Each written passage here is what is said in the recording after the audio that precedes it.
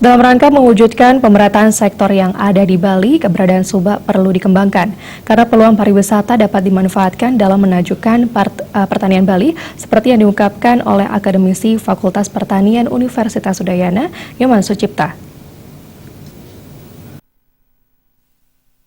Akademisi Fakultas Pertanian Universitas Udayana Nyoman Sucipta menyatakan, perkembangan sektor yang ada di Bali harus merata. Pihaknya menilai sektor yang paling berkembang di Bali adalah pariwisata.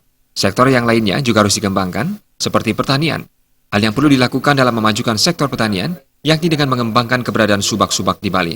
Nyoman Sucipta menegaskan tingginya aktivitas pariwisata di wilayah Bali harus mampu dimanfaatkan keberadaannya. Seperti mengembangkan subak yang nantinya bisa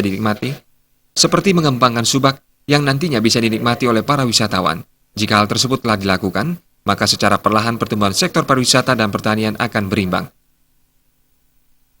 Subak itu jangan seperti sekarang hanya untuk bertani masing-masing, harusnya dengan agribisnis. Yang paling pas adalah corporate farming, sebab kalau masih dengan luas kecil-kecil ini susah untuk beragribisnis, karena kalau ngomong agribisnis kita sudah membutuhkan kualitas, kuantitas, dan kontinuitas itu tidak bisa dipenuhi oleh petani yang kecil-kecil. Oleh karena itu harus berkelompok. Nah, kita punya basis yang sangat kuat yaitu subak. Lewat subak inilah harusnya petani itu bisa mendapatkan manfaat yang luar biasa dari pariwisata, sehingga ketimpangannya tidak seperti sekarang. Pariwisatanya maju, pertaniannya di bawah.